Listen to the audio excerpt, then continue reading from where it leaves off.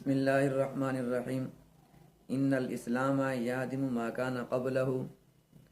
हमारे बहुत से साथी हमसे सवाल करते हैं कि जिस तरह इस्लाम लाने के बाद अल्लाह तबारक व तआला अपने फ़ज़ल और अपने करम से हकूक़ुल्लाह माफ़ फरमा देते हैं, यानी नमाज, हज, ज़कात वगैरह माफ़ फरमा देते हैं, क्या इसी तरह अल्लाह तबारक व तआला हकूक़ुल इबाद भी माफ़ फरमा देंगे या नहीं?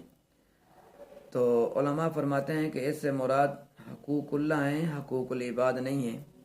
अगर आदमी ने किसी का कर्ज़ा देना है या उसके पास किसी ने अमानत रखवा दी है, जब तक ये दोनों चीज़ें वापस नहीं करेगा उस वक्त तक अल्लाह तबारक व तआला इनको माफ़ नहीं फरमाएंगे।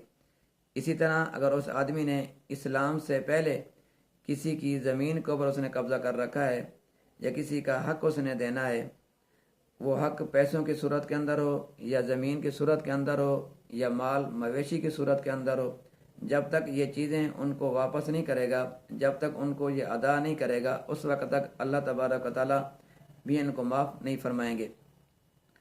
देखें, इस्लाम कितनी बड़ी दौलत है, कितना बड़ा इनाम है, लेकिन उसके बावजूद भी हकूक़ुल इबाद की माफ़ी नहीं है, लेकिन हकूक़ुल्लाह की माफ़ी है।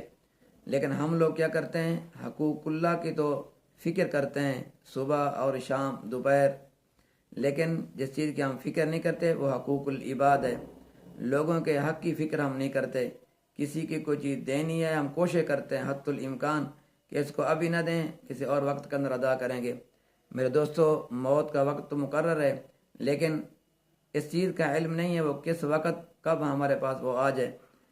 तो इसलिए अपनी ज़िंदगी के अंदर कोशिश करें, अगर किसी का हक़ देना है तो उसको हक़ जल्द वापस अदा कर दें, सबसे बेहतर है। और हकूक़ुल इसी तरह फरमाया, अगर आदमी हिजरत करके आता है, हज की घर से हज करने के लिए जाता है, फरमाया हज करने वाला आदमी भी अगर हज करके आएगा उसके सगीरा और कबीरा गुनाह माफ़ होंगे।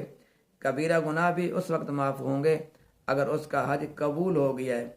खुदा न खास्ता, अल्लाह ना करे, अगर उसका हज कबूल नहीं हुआ फिर भी उस आदमी के कबीरा गुनाह माफ़ नहीं होंगे।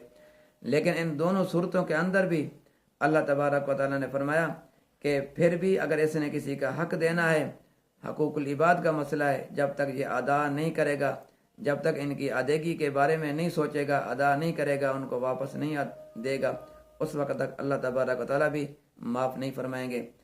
और हम इस चीज़ की सब हजरात फ़िक्र करें, जिस तरह हम हकूक़ुल्लाह की फ़िक्र करते हैं, नमाज, रोज़ा, हज, ज़कात की फ़िक्र करते हैं, बेआइनी ही इसी तरह हम हकूक़ुल इबाद की भी फ़िक्र किया करें।